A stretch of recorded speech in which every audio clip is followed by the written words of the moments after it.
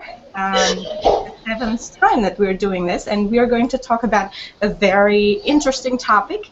We're going to have a discussion on the sharing economy, and it's an emerging business model and practices in many different economic sectors. And in travel and tourism, a lot of consumers and also business have embraced this new business model, and the question that we have is, what would this impact the travel and tourism industry and also tourism destinations in the long run, and how do we go about managing these impacts? And so we have here today our panel of experts from the industry. One is from the destination manager, management or marketing organization, and then we also have researchers. And so we will hear from them different perspectives on the sharing economy. And before we start, I would like to introduce our speakers. So we have Dzmitry Bazhko from Airbnb. We have Courtney Ries from Travel Portland, and we have Szilvia Gyimothy from Aalborg University, and we have Dianne Dredge also from Aalborg University in Copenhagen. So I'll try to introduce briefly Dzmitry Bazhko. Our first speaker is a hospitality project coordinator at Airbnb in Dublin, supporting the resource center for new hosts. Dzmitry is also in charge of customer experience operations for Airbnb Open, which is the biggest annual host convention. And before moving to Dublin, Dzmitry worked as a market expert and sales representative at Airbnb in Moscow. He was driving sales and developing Airbnb supply chain in the Russian CIS and Baltic markets, where he contributed to Airbnb's expansion in core Eastern European markets. And before joining Airbnb, Dzmitry has extensive experience in the travel industry, working in a corporate travel at Pulse and Wagonlit Travel in Belarus, and he was also a project manager at the Belarusian Association of Tourism. Very impressive. So, Dzmitry, thank you very much for being here with us. And then our next speaker is Courtney Ries. She spends her days encouraging people from around the world to visit the Portland area and spend more money on some towns' amazing shopping, culinary, and liquid assets. She's a Midwest native. She discovered her passion for travel and tourism while in college, and at the age of 20, she graduated from Northwestern University and decided to roam around the world, eventually road tripping out to PDX to work as a travel writer and online community manager. And after years of sweet talking her friends and family into visiting her new favorite city, she joined the team at Travel Portland in 2008. And Courtney now leads the Travel Portland's domestic and international resort marketing efforts, as well as the convention sales marketing activity. So thank you, Courtney, for being with us today. And then our next speaker is Szilvia Gyimothy. She's an associate professor at the Tourism Research Unit in the Department of Culture and Global Studies at Aalborg University in Denmark. And her primary research interest lies in strategic market communications in tourism, with a focus on narrative practices of commodification and competitive differentiation of regions in the experience economy.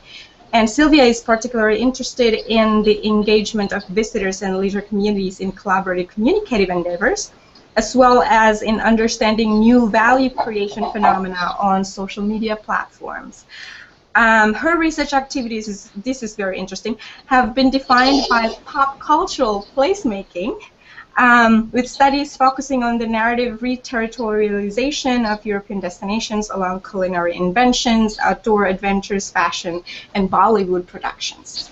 So Szilvia is now working on a larger research project in tourism and the collaborative economy. Thank you, Szilvia, for being with us. And our last speaker is Dianne Dredge, who is a professor in the Department of Culture and Global Studies at Aalborg University, Copenhagen in Denmark. She's the chair of the Tourism Education Futures Initiative, a network of tourism educators and practitioners who believe in the powerful transformative effects of education in building sustainable and just forms of tourism in the future. Originally trained as an environmental planner, Dianne has 20 years of practical experience working with communities, governments, tourism operators, and NGOs in a range of destinations. And her research interests include tourism development processes, sharing economy, tourism policy, tourism knowledge dynamics, and tourism education. Thank you, Dianne. Welcome. So, like always, the first part of our Hangout on Air will be to listen to your opinion or perspectives about the topic, and we will start with Dzmitry from the industry perspective. If you could share a little bit about your business model, the market that you are targeting, or the benefits that your company offers for users, and then what are the impacts that you, as a company, expect to have to tourism destinations as well as to customers and hosts in particular. So, Dzmitry, the floor is yours.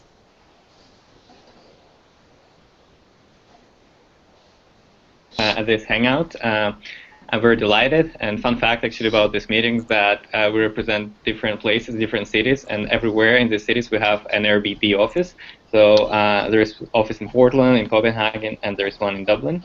So let me briefly, maybe before I go into the business model, just like tell you a brief history of Airbnb and how the phenomenon of Airbnb started. So it happened in San Francisco in 2007 when two recent graduates of Rhodes School of Design, Brian Chesky and Joe Gebbia, met. So they didn't have enough money to afford to pay for their rent, and what they decided is they used a chance because there was a conference, industrial design conference at that time in San Francisco, and then they just like put 3 air beds in their room because all hotels were busy at the time, so it was overbooked. The city of San Francisco was overbooked, and then surprisingly they got requests, so they created a simple website where they advertised these beds. So they got 3 guests, one from India and 2 others from US.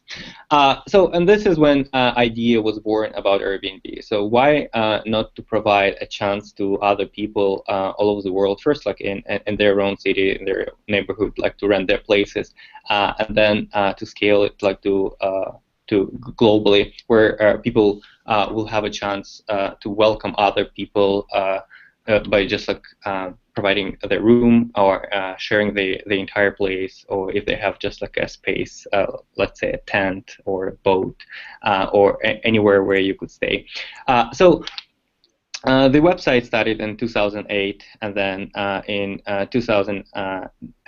fall 2008 they received the first fund of investment, 30,000 from Paul Graham. That was initial investment to Airbnb, and then after in 2009 we received $800 from Sequoia Capital, and then during these years we saw tremendous growth. And what I really liked about Airbnb and about Airbnb history is that the spirit, the entrepreneurial spirit, which always was there. So even for in order to start and support the business at the initial stage, our founders came up with the idea to sell cereal, like just regular breakfast cereal for people. And then there was a president's campaign when Barack Obama and McCain were running, and they put the pictures of Obama and McCain on the huge cereal boxes, and then they sold these boxes. Sent these boxes around U.S. and sold it for I don't remember exactly what was the amount, but I think it was $40 per box, and they raised 30,000 at the very beginning. So this is like a brief history, and definitely the model was very successful because the product is very good. It became very popular, and we got like several other rounds of investment later on. So regarding the model, so the model is very simple. So Airbnb is a trusted community marketplace for people who want to list or discover or book unique accommodation globally. Part of your question was about the benefits, and definitely we could divide these benefits for guests and hosts.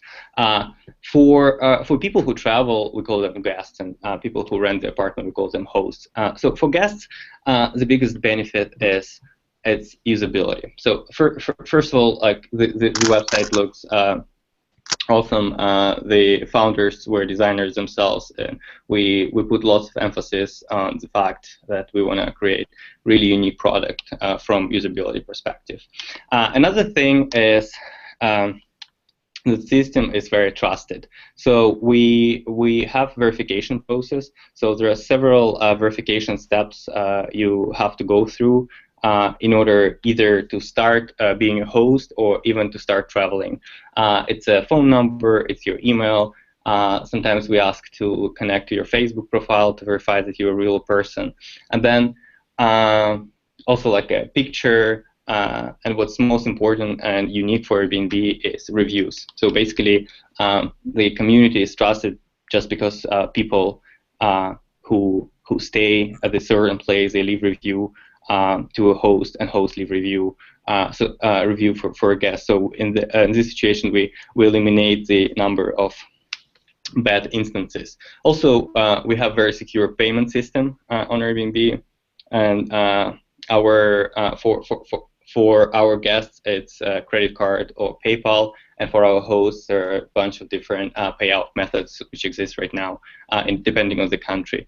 And of course, it's customer support, which is 24/7, and we have several big hubs, including Dublin and Portland in US, and the other customer support services spread globally, and we have multiple languages support, and also, as I said, mentioned previously, it's 24/7.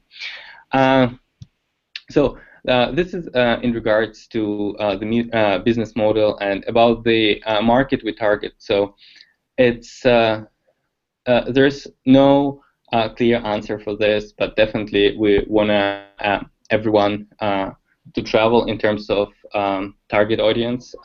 We want everyone, doesn't matter which race you belong to travel. So basically, like to create a world where everyone could belong anywhere. As for geography, so it's obviously we try to concentrate in the places where there is a high demand. So we always try to balance demand side and supply side. So people who travel, they have enough accommodation, and also the same where we have like vacation rentals places, especially during the season. We want to create as many listings as possible, so guests who want to travel to these places, they have enough options. So there's a big variety of options. So your second question was about the impact on tourism industry and tourism destination. So I think the best way maybe first of all, the best person definitely to address this question is someone from EMO. Maybe Portland will say how it's changed since Airbnb was launched and developed in recent years. And I know that Portland is one of the fastest growing and biggest markets for us right now in US. So maybe we could hear about this from our guest speaker, Courtney from Portland. But what I can definitely say that we make a big difference for our community. I'll just gonna give you some examples and general observations. And at Airbnb, we run a range of impact studies, like economic impact studies, and there is all of the studies show that there is a positive impact on local economy. So we have a majority of our listings, they located outside of a main hotel districts, and usually hotel district is downtown. So it's very beneficial for the community who doesn't live in downtown, and this is like normal residences. So we, as I mentioned at the very beginning, so this is a platform where everybody can benefit. So even if you have a space, a room, you own the house, and you have a room, you could list on Airbnb and get extra revenue. So, and also guest spending usually occurs in the neighborhoods where they're staying. So they don't go to the city center. So majority of their money they spend it's around the neighborhoods where they're staying. So it's very beneficial for the community and for the destination. So not only central areas could develop, but the peripheral areas too. And on average, there's an observation and studies, Airbnb visitors stay longer and spend more money. And one of our studies and statistics show that a majority of hosts who rent their properties, they also live there. So it's not property managers who drive business, it's regular people globally, and they definitely bringing like a positive economic impact to the destination where Airbnb is present, and we are present in more than 190 countries, and right now we have 1.5 million listings globally, and during our peak season we expected, we had around 1 million nights booked a week, which is tremendous. So as for concrete examples for Paris from 2012 to 2013, Airbnb contribute to $240 million to Parisian economy, and then in UK, recent studies showed that Airbnb contributed to economy around 820 million. So, and supported by this, supported around 11,000 jobs. So, helping local communities to have a job and get extra money by renting space on Airbnb. All right. Well, thank you, Dzmitry, and we might come back to you later. After. Yeah, definitely. Yeah, thank you very much. I'm happy to answer. Yeah. And so now let me go to Courtney. So Dzmitry earlier mentioned about the impacts of Airbnb, and Airbnb is one of the players in this sharing economy business models. There are other also businesses also in the area. So from your experience as a destination management organization, what are the impacts that you anticipate or you observed from the sharing economy practice in tourism in general, and also in your area in particular, whether there are a shift in demographics or of the travelers or the travel patterns. And also Dzmitry earlier mentioned that most of the Airbnb listings are located outside of the hotel area, so it means that there's a change in the flow of tourists within the city or the destination. So it also requires a little bit of different management strategies for the DMOs to do it. So from your experience, so do you observe this, or and if you do, what are your strategies to respond to this impact?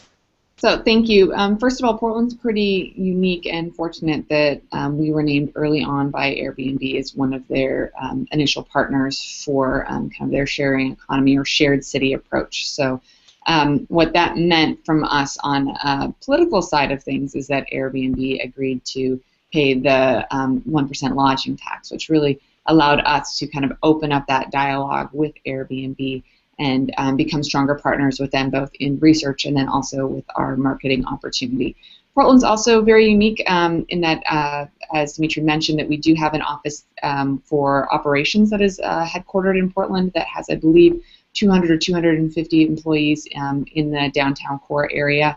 But beyond that, we really are a city of makers and creative culture, and it really is the undercurrent of everything that we have to offer. It's not uncommon when you talk to locals that people have the thing that they do, and then they have their passion, and a lot of people are able in our city to be able to combine the thing that they do and their passion together. And so what that means is that we have, in general, as part of the city, a more openness or more of an understanding to some of these small business, innovative, sharing economies in general. And as that relates to Airbnb, the idea of living like a local is truly resonant in this city.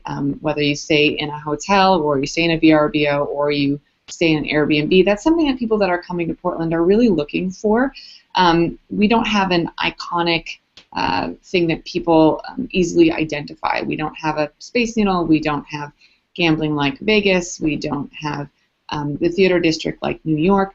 But what Portland really has is that, again, that undercurrent of you have the opportunity to live like a local and just enjoy the true culture of the city.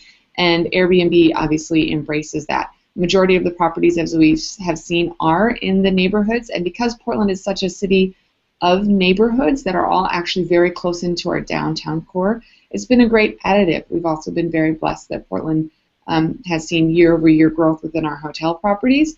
Perhaps combined with kind of the general increasing economic improvements in the United States. So that's kind of rising tides lift all boats. Everybody is feeling a lot better about the economy in general, and that love has been able to be spread around. We recognize that the value and the impact of the visitor goes beyond just our hotel properties, and our hoteliers know that as well. So there are definitely some reservations about kind of what Airbnb means for them. I think particularly when the next economic downturn comes, I think that that will be something that people will be looking at a little bit more closely.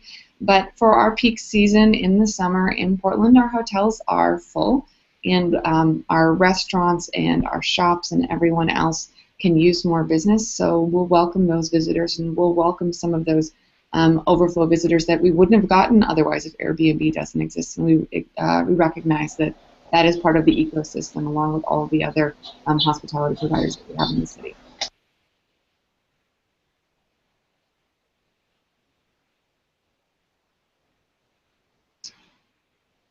Oh, Iis, you're still on mute. Thank you. Yeah, so thank you, Courtney, again. So earlier you mentioned about your early partnership with Airbnb and the taxation and the regulatory undertakings that you've worked together with Airbnb, and we know that this has not been the case in some other parts of the world, and so from your explanation, I get that. Well, Airbnb is actually bringing that extra visitors to the destination, so it has been quite beneficial for the destination. Yes. All right. So I will get back to you later as well. And so now let's move on to the academics from the research perspective. So it's sharing economy is capturing this alternative consumption that is different from the traditional economic system, and it's not really well defined in literature. So how do we go about, filling that gap? And perhaps Szilvia or Dianne can go first.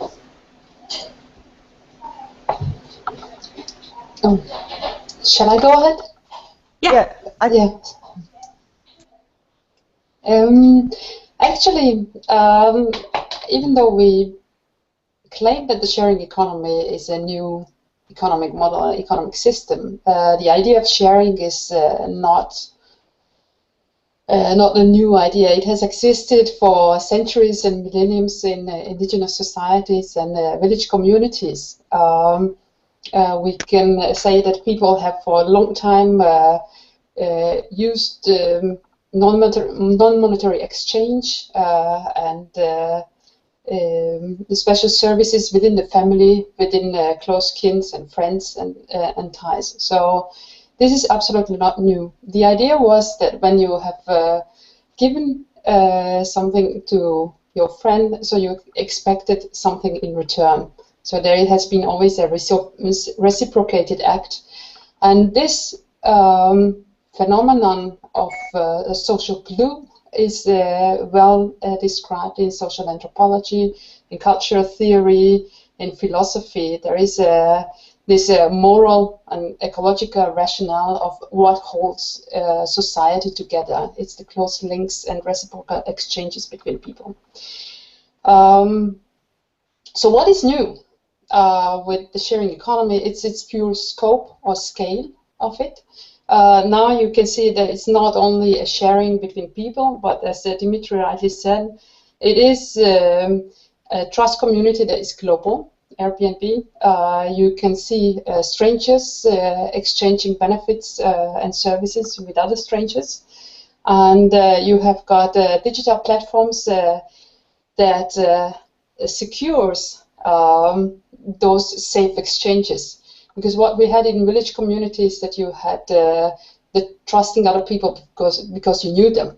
But how do you know a stranger from the other side of the world? Well, you have got different digital meritocratic systems. You have reviews, you have got stars, you have got votes. So you have got hierarchies that you can work your way up and be a trusted member of the community that others, totally strangers, would be happy to buy or to sell something. The other thing that is also new, that these hybrid systems, so we are trying to build business models that are thriving on social relations, that are thriving on moral and ecological rationales. And there are different types of it. Some of them are pure auto-communicated systems, so they are peers sharing with peers, for instance, couchsurfing. But you also have market-mediated systems such as Airbnb, such as Uber, such as a number of other instances where you have got a new intermediary in a market who is absorbing that issues of negotiations, trust, systems, payments, and so on. And it is quite interesting to see that businesses like Airbnb have also triggered a whole number of local ancillary services that didn't exist anymore. For instance, Bellhop in Copenhagen has just opened.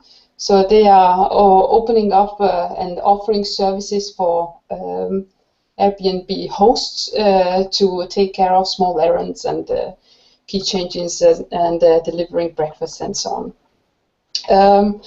So what would be interested to research about this? There's a number of interesting research ideas, but basically one of the things that I find very fascinating is how trust is being commoditized in various business models. What are the different types and solutions in auto-mediated and market-mediated systems? How we can build business models thriving on social relations. Another thing that is also very fascinating, and I think that this is absolutely something that in consumer studies and in marketing and consumer psychology we have not really thought about, is to treat and regard the consumer as an active citizen. Especially tourists have been always apolitical. That was a guest who arrived to a place who wanted authenticity, and then he left.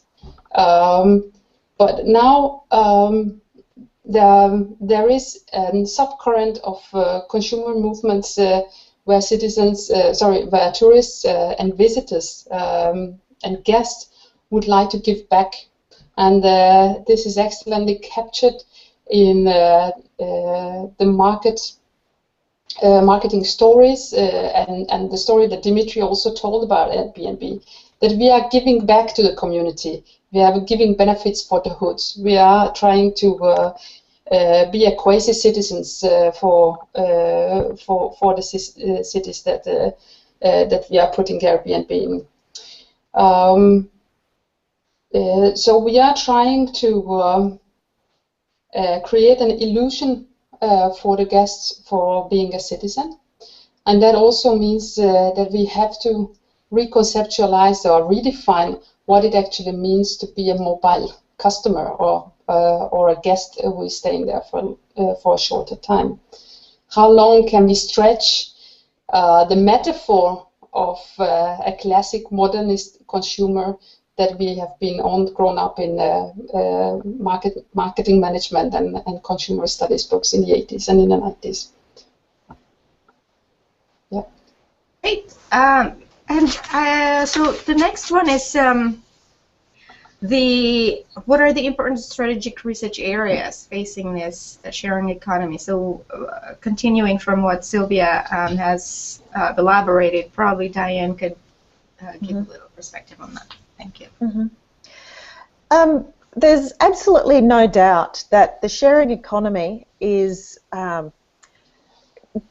it's really changing the way that we're thinking about tourism. It's opening up opportunities, but I think what's really happening is that we're not really sure about how it's changing the traditional tourism industrial system that has grown over the last since the 1950s, really, so the last 60 or 70 years. It's really consolidated, and there's very distinct supply chains with global reach, and this very structured system is now starting to be concerned about what these sorts of sharing companies are offering. I don't think that there's actually going to be that much of a challenge to the traditional economy or the traditional industry structure. But what the sharing economy does do is it opens up all of these other opportunities in terms of new services, customised services, unique accommodation, and all this sort of stuff, which is only good for tourism. So I think there's enormous opportunities and potential for us to really expand and diversify and make tourism even more interesting. And I think that Courtney's kind of touched on that. But I think that policymakers in particular and many governments are struggling, and it's partially because they can't really conceptualise the impact that is going to roll out over time. And part of this is because we really don't have enough information about what is happening, the size, the impact, and also the sort of structural changes that are taking place. So I guess in terms of, what are the strategic areas, particularly I feel that it's really important that we research and we accumulate some information about what are the impacts on, for example, communities. There is a lot of tension in some areas between local residents and Airbnb. I know there's been lots of issues in places like New York, and then in other cities there hasn't been. So it's actually looking at sort of case comparisons of what's happening in each city and how we can actually identify what are the drivers of these issues and how we can manage these tensions between local communities and Airbnb guests. I think there's also, we can look at what's the financial and the economic implications of the sharing economy, because obviously the way that money flows through a community when it's in a traditional tourism system is very different from the way it's going to flow through a sharing economy tourism system. So really understanding how that's going to impact upon place-based tourism enterprises who may or may not be competitive, may not be able to adapt as quickly to some of the technologies. And so there's some real research opportunities and research questions around what are the financial implications, the economic implications around taxation, for example. How in cities where there is no lodging tax, no bed tax, how, for example, do those cities try and address the issues that are going to roll out? There's also unfair competition. The impact of the very smooth transactions that you can get through the technologically mediated sharing economy makes a very different playing field to those businesses that are sort of bound in place and have face-to-face transactions. So, you know, how is competition really changing as a result of that? And I'm certainly not advocating that we have to put brakes on this, but we need to understand what the impacts are so that we can manage it better.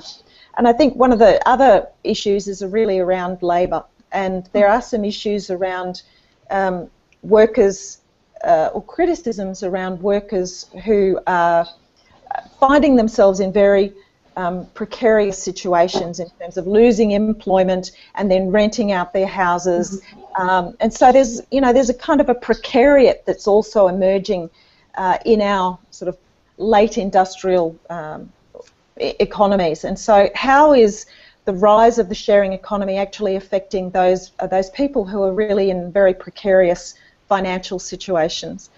So I think, you know, there's lots of opportunities to research and monitor and evaluate the impacts of the sharing economy. But I think one thing that we haven't mentioned here is also those claims about sustainability. There's lots and lots of claims about that it's more sustainable, you know, that the communities are more resilient.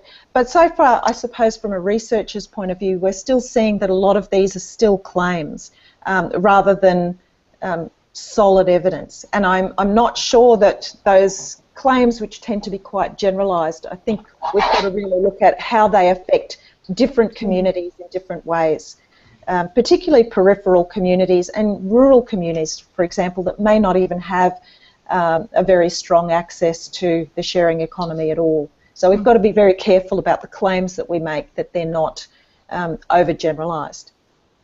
Great. So I think that sums it up. Thank you, Dianne. And actually, there's a question from the audience that's really, really relevant to the point that you're making now. It says that tourism is driving economies in developing countries, but how can we make sure that sustainable tourism is well established when there are lack in technological infrastructure in developing countries? And of course, you know, in relation to the sharing economy, it's technology is actually enabling these business models or the mediation of peer-to-peer businesses, and that technological infrastructure is lacking in some areas. And Dianne mentioned about the peripheries, and you know, here from Prageeth, how do we do about you know, making sure that the tourism and you know, it's probably not only about the sharing economy, but that sustainable tourism will be established when we have challenges in terms of technological infrastructure? Anyone would probably give your opinion about this? Yeah. I would actually question that assumption. Because I know that the sharing economy is very, very well established in some developing countries. You know, there is something called the solidarity economy that's been going in Brazil since the 1970s. And sometimes we just assume that, you know, because we drive the technology in the developed world, that they don't have it. But I think it is face-to-face, and it works very well. So it might not be technologically mediated, but it still exists. So it's more questioning that assumption than anything else. Dzmitry, perhaps you have an opinion about this? Yeah, absolutely. And thanks everyone for their input on sharing economy and Airbnb. Regarding the question and sustainability, I just could give an example of Cuba, which doesn't have very well established connection and coverage of internet, and in fact Airbnb was one of the first Western companies which entered the market, and up until now we've created more than 2,000 listings within several months, within 4 months, and we see the highest actually growth in Cuba recently during summer. So if we're talking of Cuba and saying this like one of the examples of developing countries, it would definitely show this case, as Diana mentioned. It could exist. There's no doubt. that this two things, sustainability and sharing economy, could go along pretty well. I agree, in fact, that it's very technological driven currently when we think about modern sharing economy, but definitely there are solutions for this. I've been traveling on Airbnb prior to become an employee, and I see how Airbnb facilitates communities, and how later Airbnb finds a way to provide an access and, for example, receive a payout for people who live in countries like Uzbekistan or Azerbaijan, where you see the phenomenal growth right now. Great, thanks. And anyone else, perhaps, if you want to chime in? Otherwise, we will continue to the next question. It's do you have any suggestions for the hotelier to face this new type of competitors? Perhaps Courtney can probably give a, from your perspective. And earlier, actually, Courtney shared with me and Dzmitry about an article from a president of Provenance Hotels to Airbnb, and perhaps Courtney can elaborate on that. So it's hard because every market obviously is going to have a different situation. Speaking with the Portland market and the Pacific Northwest market, the article they're referencing, one of our hotel community basically came out and said, look, as a hotelier, we provide this level of service that no one can replicate and strive to meet on the Airbnb side.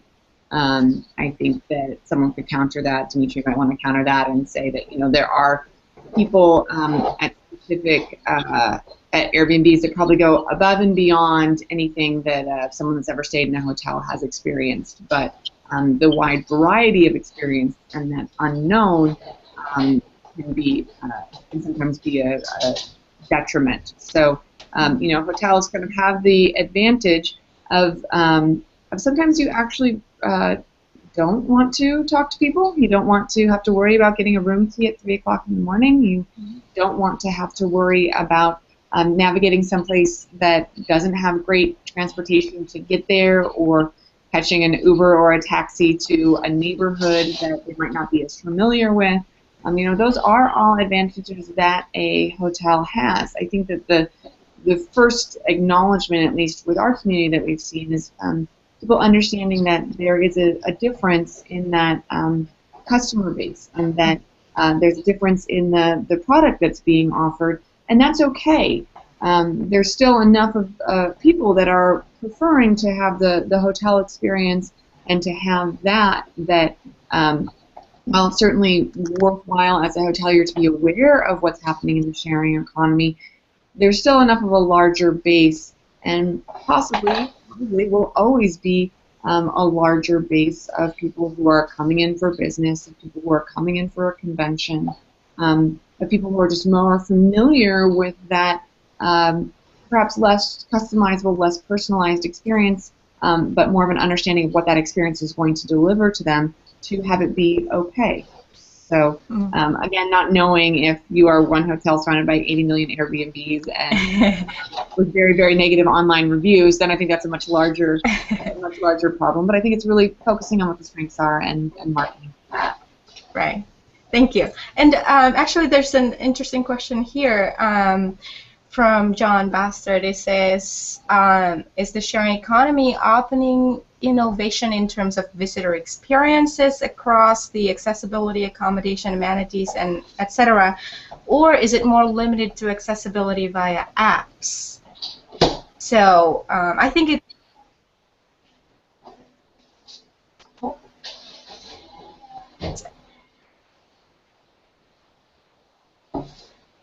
Usability, right? So is it are you innovating in terms of visitor experiences across all elements of accommodation, or is it just about accessibility from the technical point of view? I think.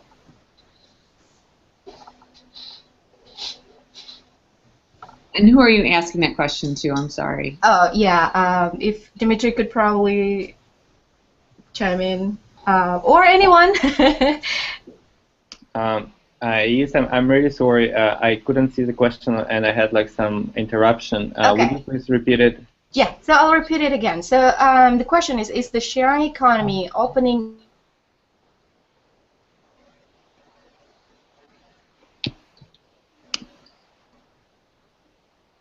etc., or is it more limited to accessibility via apps? So my guess is he was wondering if it's the innovation lies in the entire visitor experiences, or is it just from the technological point of view that it's more usable?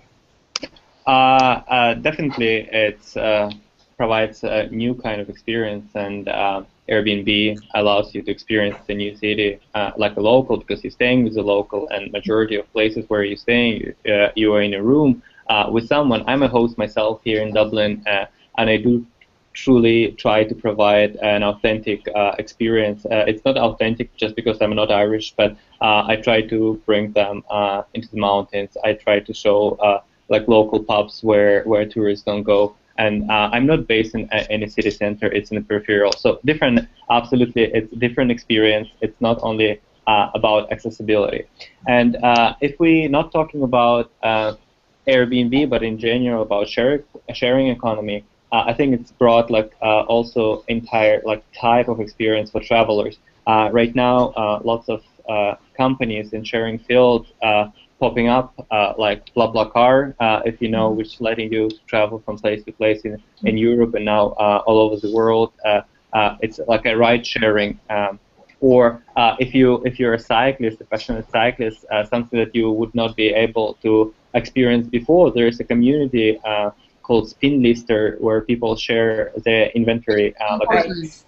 Sorry? Based in Portland. Spin Lister. Yeah. Well, that's great. It's one of my favorite services where you like skiing, for example. You could rent a ski, and it not necessarily should be in a resort. So you could rent a ski in the place where you live and then go up to the mountains, where before you have either to buy skis or rent them at the premises at the slope. The same for bicycles. You don't need, for example, now to rent a bike. And the variety, what I really like about sharing economy is that it opens doors to a huge variety of options, which traditional industries didn't provide before. Great. And we have a few more minutes to go, and let's probably answer the last question. It's for everyone. So do you think the sharing economy will hit the air travel market? And will it happen anytime soon? Do you have any information? Yeah, exactly. That's something that already exists. Right. At least I was like looking through some news on sharing economy, and there is Airbnb for boats, Airbnb for private jets. It definitely. I don't think it's going to be a massive market. Who knows? It might be, but at least it's not now. Great. All right, so we are finished with the questions from the audience, and to conclude, if any of you would like to express a little bit of your kind of like reflection, or probably a response to each other's opinion or perspective from earlier, you're welcome to do so, and perhaps also your perspectives for the future of the sharing economy, what will happen in the future, and you know, especially since IFITT is big about technology, what would you think the role of technology for the future of the sharing economy? Anyone? Szilvia, perhaps, or Dianne. Well, I guess I couldn't. I'm not sure if it's a question about or an answer about the future, but I think what we haven't touched on actually is data availability, confidentiality, and things like that. Because if we're going to really figure out what the impact is and what the size of this and the how it's going to expand in the future, I think we've got information that's actually being collected on platforms that doesn't really allow us to really evaluate what's going on. So there are going to be some issues around data, basically, I think, and that fits right into the IFITT agenda, I suppose. Right. What do you think, Szilvia? Yeah, I think that Dianne has touched upon a very important issue here on regarding that how do various smart tourism and big data intermediaries and entrepreneurs that are upcoming trying to harness the opportunities lying in digitally available thousands of data of sharing economy hosts and guests and hoods, and how can that also be used for city planning, for reconfiguring the beaten track in destinations and trying to spread out tourist flows into hoods and other areas. So this is an incredibly interesting thing that can be used both in a number of different fields, as in city planning or market planning. But we have just scratched the surface, both as researchers and also as marketers on the sharing economy. And I think that we need to look into this with a number of different disciplinary perspectives and with a number of different methodological approaches. Great. Courtney, do you have anything? I think that my kind of prediction to the future on that big data side of things, I think that Airbnb has done a tremendous job with their marketing and the story of how many locals that they're influencing and the people that can share a room and that great original story of Airbnb. I think it's a reality, particularly in other key markets, and that's where you see a lot of that tension. New York, for example, or places that are being taken off the rental market, what were traditionally apartments that housed families and things like that, are now being turned over to kind of Airbnb or other sharing services where they weren't before, and what the regulation is around that. I think that Airbnb will probably be successful with kind of continuing to tell that story for a while, but I do think that down the road there will probably be some big data opportunities like the OTAs, like the Expedias of the world, where they will see that that data they've been gathering is very, very valuable, and they'll be able to repackage it and remarket it and to sell it to people like me who are looking at interesting and unique ways to reach that audience that would be interested in visiting Portland. And I would argue that audiences that are familiar with staying at Airbnbs would probably be disproportionately interested in visiting Portland compared to just a random demographic pulse. So I think that we'll see more and more opportunities there in the future. Great. Dzmitry? I'm probably like the most biased person here in the audience. I truly believe in success of sharing economy, and I really think that sooner or later, anywhere you go, you could stay on Airbnb, and everything is going to be shared, and it's going to be absolutely unique, and people could feel truly it's a destination where they go, and they could stay with anyone, anywhere they want, and basically like belong anywhere in the world. Great. Well, that concludes our Hangout on Air today, and on behalf of IFITT, I would like to thank all the speakers for taking the time in your busy schedules to be here with us, and thank you also for the audience for being with us. And if you could not join us live, the video again will be archived on YouTube, and it will be available on IFITT YouTube. And just one more message from IFITT, that we have our annual event, which is Enter Conference, and the Enter Conference 2016 will be in Bilbao, Spain in February. And for sure, we're going to cover the sharing economy as a part of the hot topics at the conference. And so don't miss it. Thank you very much again, and have a good day. Thank you. Thank you. Thank